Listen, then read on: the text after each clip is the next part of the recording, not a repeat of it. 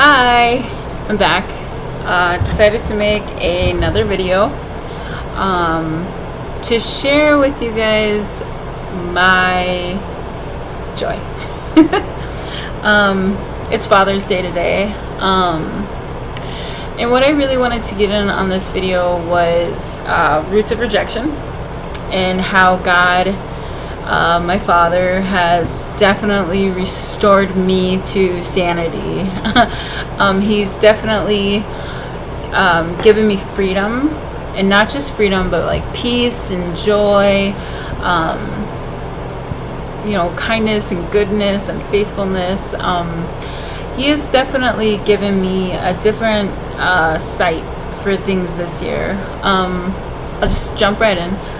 Last year, my recovery was very new. I was almost a year sober around this time. I was about 10 months sober, and I was working through the rejection, the abandonment issues I had from my biological father. He was never part of my life. That took a long time to get over. That was a majority of last year. So last year on Father's Day, I was a mess. I was angry. I was depressed. I was crying. I did not want today to happen. I tried to ignore it. And I think the one thing that made me more upset about it, not more upset, but just kind of added to how upset I was the fact that my daughter doesn't have a father in her life right now, presently. And I think that really kind of went back to my own personal hurt, and my own personal rejection. Even though she doesn't really understand, she doesn't really know him. She talks about him every now and then, but when she does talk about him, it's very positive, and it's really cool. She doesn't really say anything bad. She doesn't feel hurt about him. But I stopped trying to pursue a relationship between them because I had somebody had counseled me in saying that's not a good thing to do. I thank God they did that. I think I've gotten personal healing from that. If my father ever wants to know my daughter ever wants to know her father, someday I guess she will if she wants to, but now is really not the time. So moving on from that, what I really wanted to talk about were the roots of rejection, and that was my father not being there.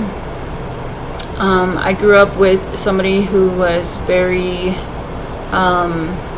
abusive as well, emotionally, mentally abusive, a narcissist. And somebody who's a narcissist isn't just like, the millennials. They're not just like the new age people who, that are just very into themselves. It's not just about them, about people taking selfies, and that's part of being a narcissist, but there's so much more. And those of you who understand what I'm talking about, who's gone through narcissistic abuse, really understand what I'm talking about. It's very painful. It's very scarring. It really screws up your perception on people. And what I've grown to learn in the last month, actually, is that I suffer from this abuse. And there's actually like a narcissist abuse syndrome. It was very difficult for me to go through this, because when you feel like for your whole life you have not ever been loved, because a narcissist is not capable of loving. I understand this person loves me and doesn't matter, but they don't know how to show it. And the thing about narcissistic abuse syndrome is you feel like you're crazy. You feel like you're the only person who is going through this and no one else really understands. I mean, even when I talk to people about it, they don't really fully understand what I'm talking about. They don't understand that it's very damaging to one's mind, one's heart, the way they perceive other people. It's just all around damaging and destroying and destructive. And I had to recently discover this about the person that is part of my life. The person that I'm talking about, their identity is going to be secret. I'm sorry, but the position in their life and who they are is secret, because I'm pretty sure this person will watch the video. But also, this person's very damaged as well. This person has had a lot of hard times in their lives too, and for me to call them out is very disrespectful. I love this person with all my heart, and that's not my intentions on this video, to hurt them or to call them out, or to even put the blame or even spotlight on them.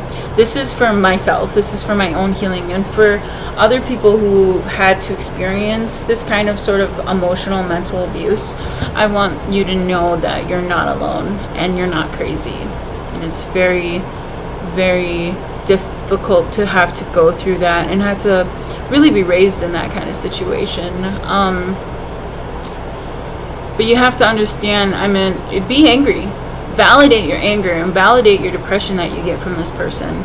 And make sure that you are surrounded by people who validate your emotions every day. The Lord has shown me that the people, I mean, though I'm going through this sort of healing from this discovery of knowing that I was abused as a child and well into my adult life, that the Lord just showed me there's so many people from left to right, as far as I can see, that love me and care about me today in my life, and that validate my emotions and really show me the kind of love that I've always needed, And if you really allow the Lord to show you this kind of love from other people and from Him, then you'll be able to step back from this unhealthy relationship and see how dangerous it is to your well-being, and see the destruction it does in your life, because you know what love is and you know what caring is. And I receive that from people, and I'm able to receive it now, even though sometimes my spoiled person wants to come out and not receive this kind of love from people. That if you don't have those kind of people in your life, ask for them. Pray to God. Pray and really search for people, the right people to surround you in your life. And if you want to know more about narcissistic abuse, YouTube it. That's how I learned. I researched it, I Googled it, and I understand what it is now. I understand what I'm dealing with myself. And the most difficult thing about that is this person that I discovered was a narcissist. I never thought that in my whole life that this person would be a narcissist or was abusing me in any way. But it wasn't until an incident that happened a few weeks ago that made me realize that I was not crazy, and that I am not to blame, and I wasn't acting out like a child, and I wasn't acting out of obedience. I was simply defending myself, and I was simply stating how I felt and how this person made me feel. But to them, I was literally running their name through the dirt. I was, they were defensive. They were the victim. They're always the victim. The narcissist is very, very good at manipulating everybody in their life, making them believe that they're the victim at every single circumstances. It doesn't depend on if they were the ones who attacked or you're the one attacking them. They're always the victim, and they're very good at that. Look it up, research it. Like I said, if you want to know more about God, if you want to know more about recovery or the Bible or mental health problems or abuse syndromes, look it up.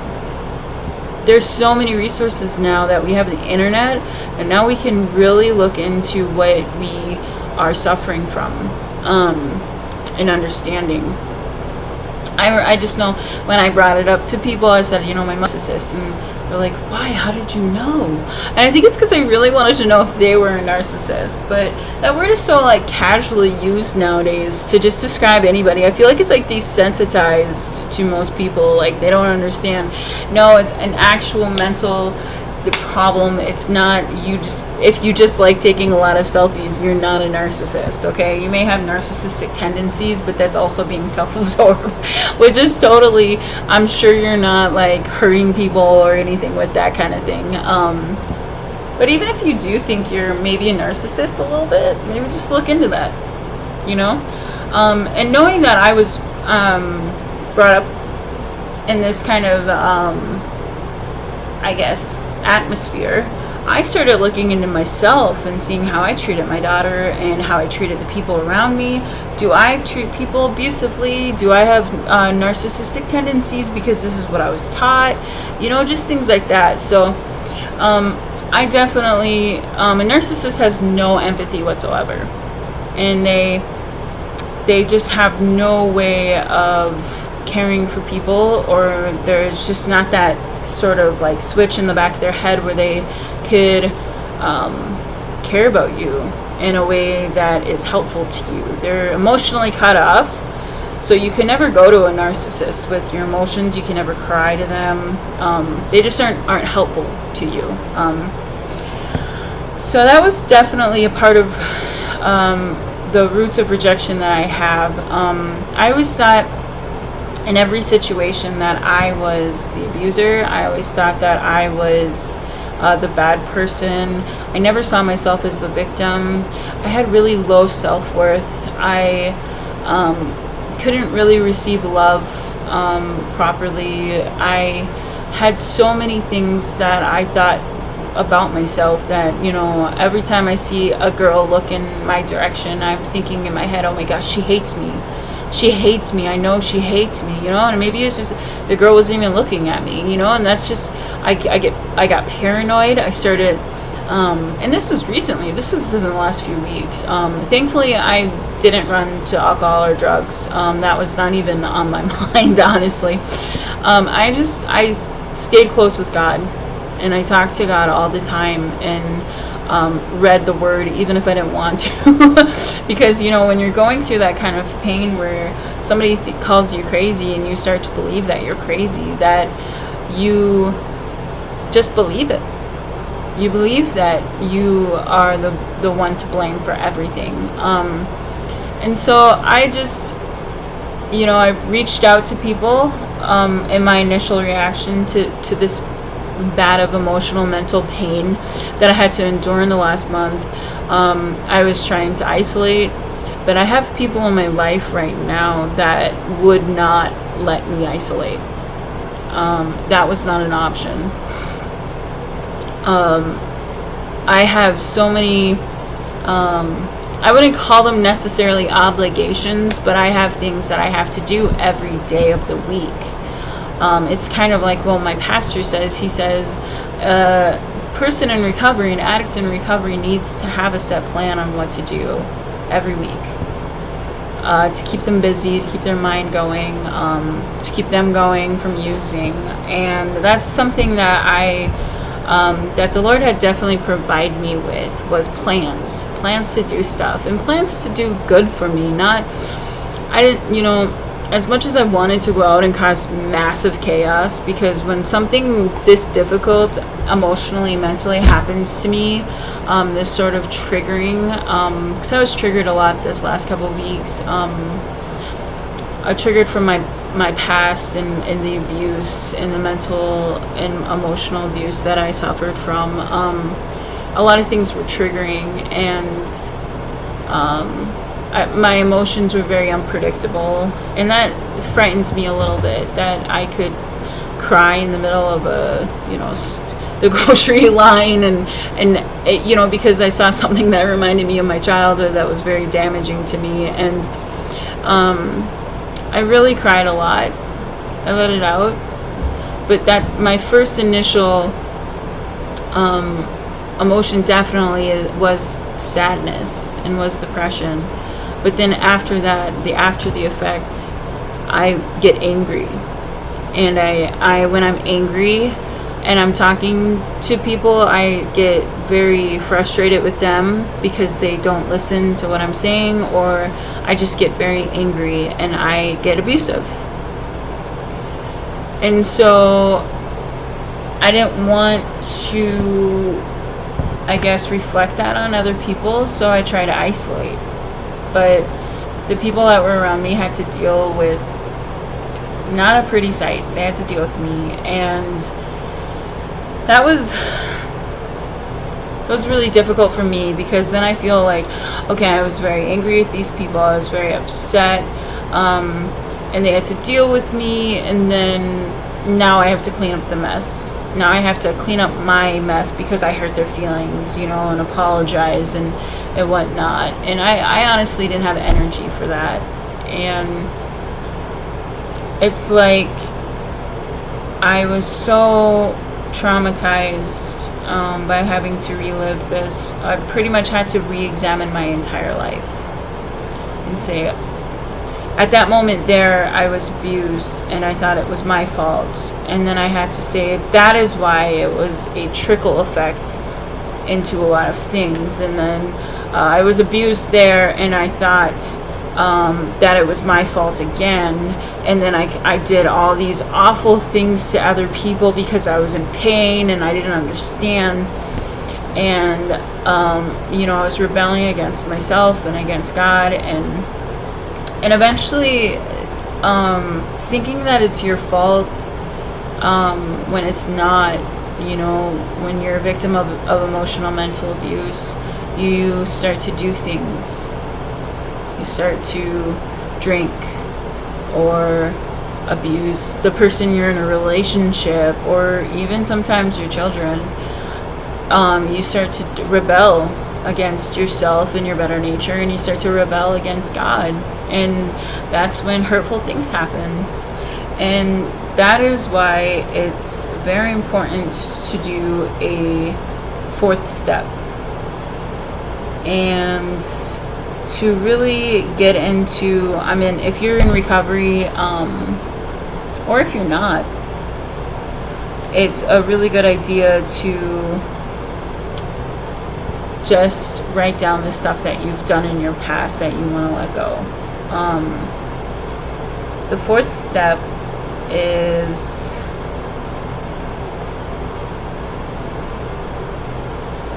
I'm sorry, I'm just making sure I get it right. Is make a moral inventory, which means you go write it down, or the best way I think is to write it down, and you just get the list of all the people that you've ever hurt through your addiction, or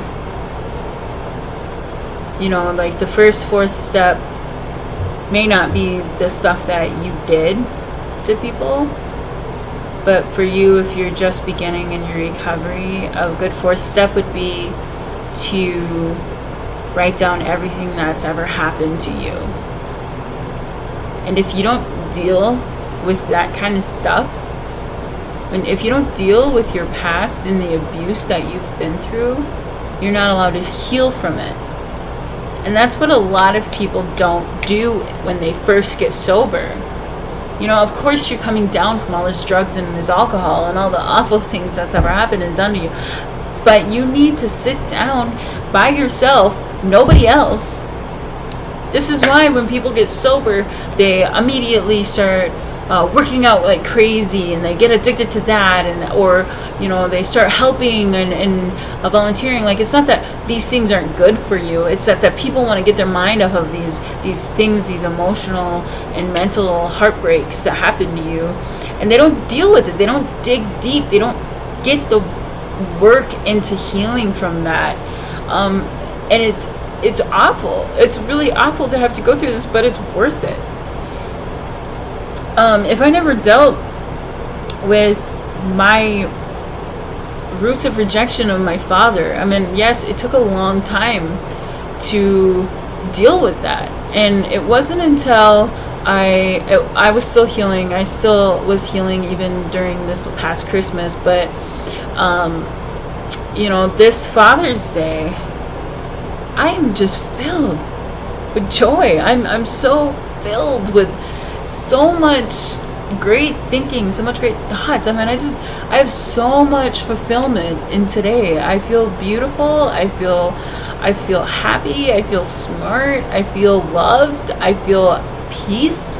I feel so much joy. I mean, when they talk about your cup will be overflowing with joy, like I'm experiencing that right now.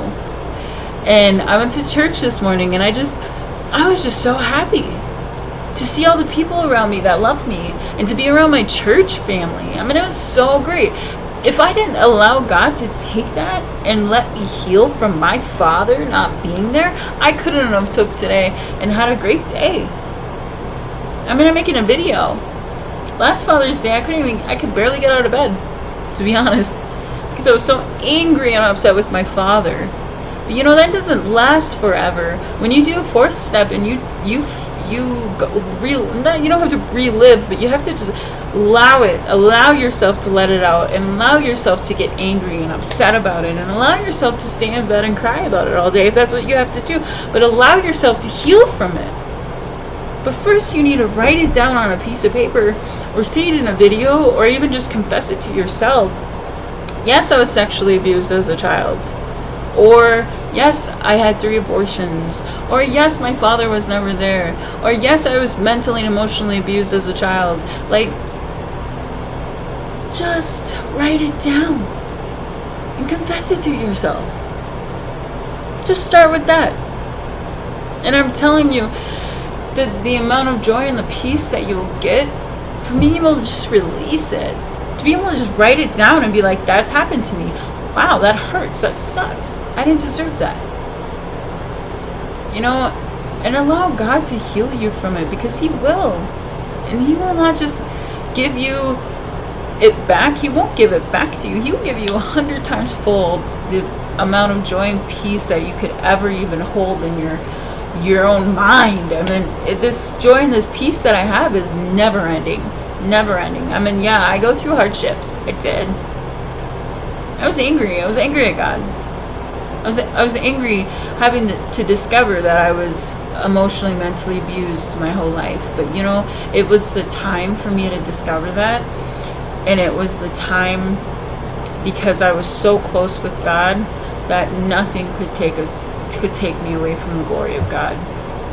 It kind of goes back to what I said in my first video, when Apostle Paul met Jesus on the road to Damascus, and his whole life was changed because of that. He started going for the Christians and not killing them anymore. I mean, have you had that moment in your life where you just know that your Heavenly Father is going to be there for you at every second of your life? And He has plans for your good. It's Jeremiah 29:11. Or have plans for your good. He does.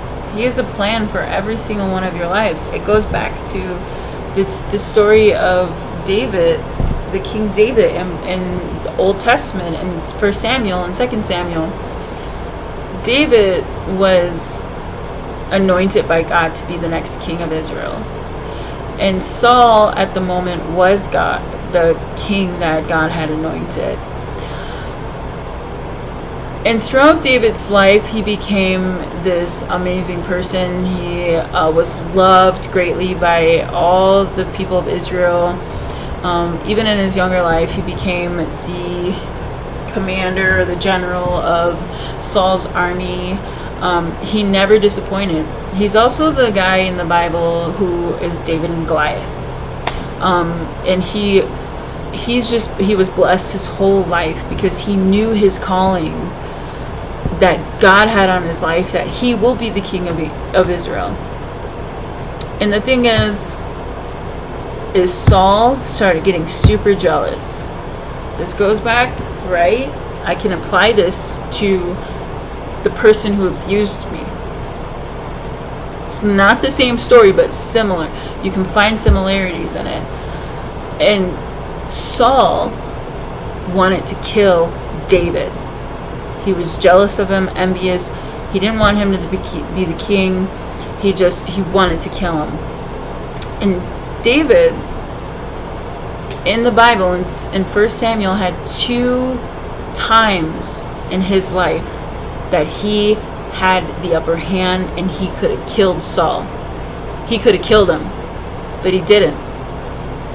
He didn't kill him. And that was not only David showing his obedience to God, which was amazing, but also showed his obedience to Saul. Saying, yes, Saul, I know you're trying to kill me, but I love you. Remember me. Stop trying to kill me and remember me. Now, I had 2 times that I was wanting to kill you, but I didn't. And that is just like us. Like the calling on our life. We have people who hate on us all the time. We have people who try to bring us down. Whether it's your husband, or your boyfriend, or your best friend, or your mother, or your father, or your grandmother, or your aunt, or your siblings. It's somebody who is usually actually used by the enemy to do something harmful to you, to defer you, or to take you out of your plan, take you off the road to success.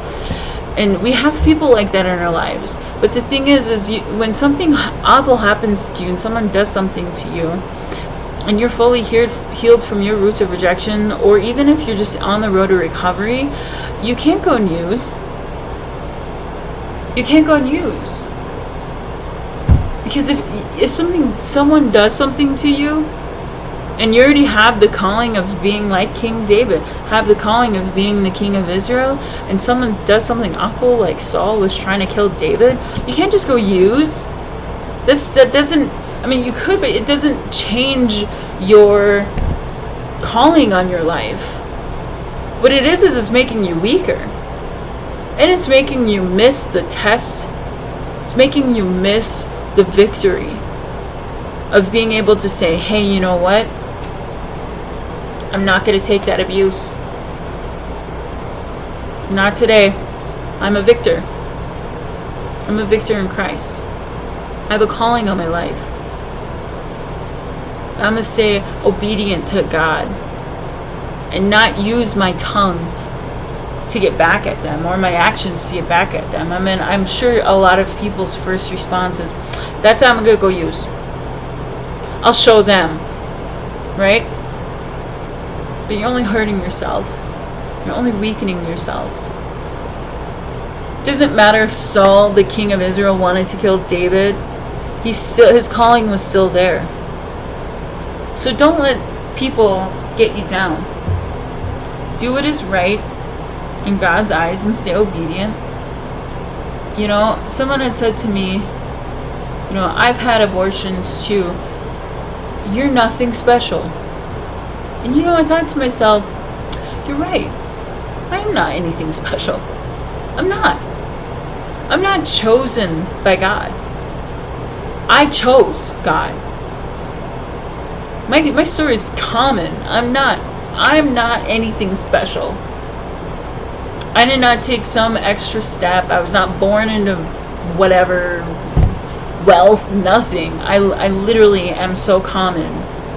And that's why I want to share my testimony, my story, and my life with you, because my life is just like yours. I was a party girl. I had abortions. I was in abusive relationships. I had a tough childhood. A lot of people can say the same. And that is why I want to share, because I want other people to know that there is hope, there's freedom, there's peace, there's joy. If you just keep working at your sobriety and you really, really have a hunger to change your life, God will change your life for you. Like I said, I chose to work very hard on my recovery because I wanted a new life. Because I knew I had the potential deep down inside of me. I chose Jesus and I chose God. I'm not chosen. I chose. I chose Jesus. I'm not a pastor. I'm not a counselor. I am just some girl with a laptop. I feel compelled or called, if what have you, to make this video to share my perception on things and the way I go through things. I don't know if it's helpful. Maybe it is. If I could reach one person out there, that would be cool. Honestly. I mean, if I don't, that's cool too, because I know that I'm loved by the King of Heaven. I know that I am taken care of by the Father above. I know where I'm going when I die. And I know my number one ministry is my daughter. So this is just the second ministry for me. But my number one ministry is to make sure that little girl feels and knows the love of Jesus. And I work very hard at that. So happy Father's Day to me.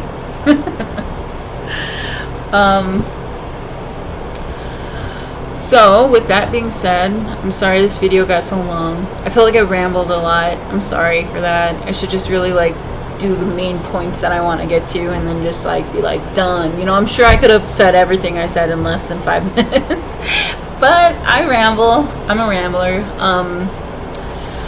Well, I will let you go.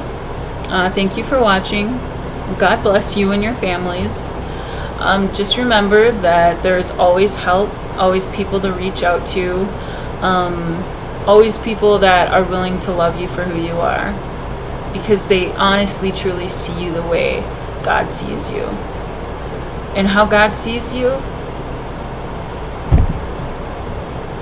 He sees you with so much love. You're pretty much a pure baby lamb in the eyes of Jesus, in the eyes of God. And if you're hurting and you're struggling and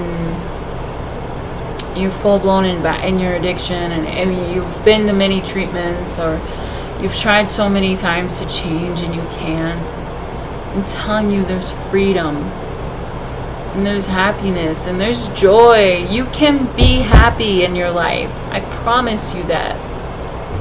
Search for God. Look in the Bible. Go to treatment. Do something for yourself. Start working towards yourself. That, I'll let you go. I hope you have a blessed day, and I pray that your father, if you have one, has a great day with you. If you don't, I pray that you have somebody to spend the day with. Well, have a good day. Like I said, bless you and your families. Bye.